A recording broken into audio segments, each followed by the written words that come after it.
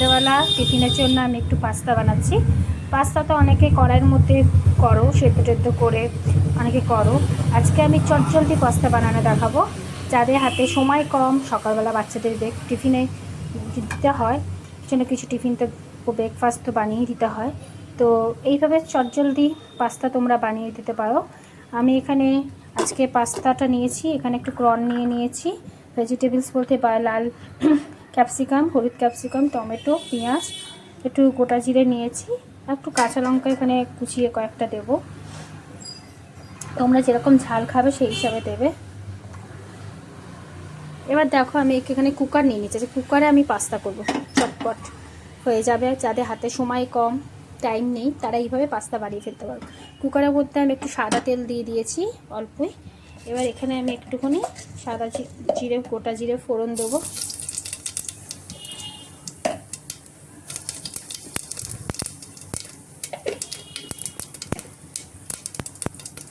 দেখো জিরেটা আমার হয়েই গেছে। এবারে আমি এখানে 4টে পেঁয়াজ কুচিয়ে নিয়েছি, পেঁয়াজটা দিয়ে দিচ্ছি।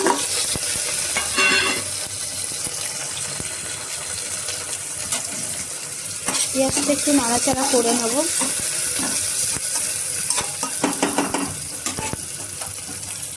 দেখুন বন্ধুরা, কি সুন্দর পেঁয়াজটা আমার একটু হালকা লাল লাল হয়ে গেছে। এবার আমি এখানে এক এক করে সবজিগুলো দিয়ে দেব। টমেটোটা দিয়ে দিচ্ছি,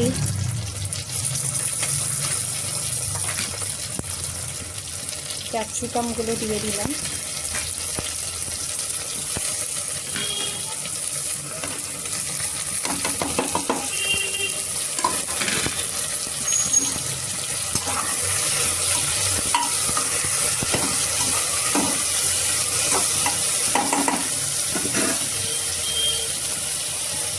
প্রনটাও দিয়ে দিচ্ছি।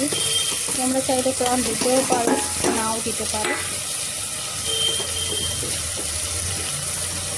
একটু কাঁচা লঙ্কা এখানে দুটো কোচানো দিয়ে দিলাম, দিয়ে একটু নাড়াচাড়া করবো, করে একটু সামান্য চিনি, পরিমাণ মতো নুন দেব। আমরা এখানে পরিমাণ মতন চিনি আর নুনটা দিয়ে দেবো। এখন এখানে তোমরা পরিমাণ মতন চিনি আর নুনটা দিয়ে দেবো। আমি একটু চিনি নুন দিয়ে দিয়েছি। এখানে একটুখানি আমি পেঁয়াজ পাতা, রসুন পাতা কুচিয়ে রেখেছি, এটা আমি একটু পরে দেবো। এবার আমি এখানে পাস্তাটা দিয়ে দিচ্ছি।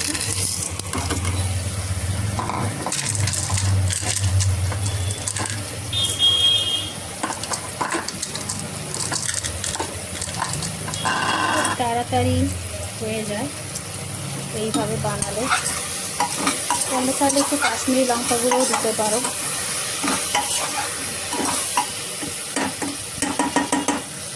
একটু নাড়াচাড়া করে নিচ্ছি, কাশ্মীরি লঙ্কা গুঁড়ো দিচ্ছি আমি, একটু কালার হবে বলে।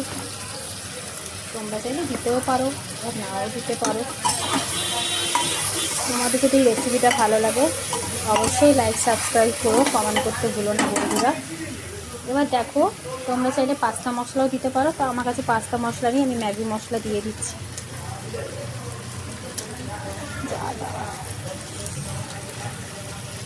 আমি এখানে দুটো ম্যাগি মশলা দিচ্ছি, যেহেতু পাস্তাটা আমার একটু বেশি, তাই তোমরা যেরকম পাস্তা করবে সেই পরিমাণে মশলাটা দেবে।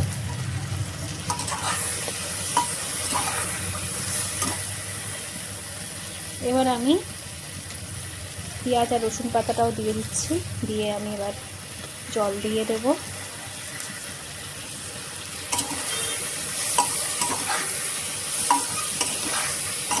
দেখো কালারটা খুব সুন্দর হয়েছে, গন্ধটাও দারুণ বেরোচ্ছে।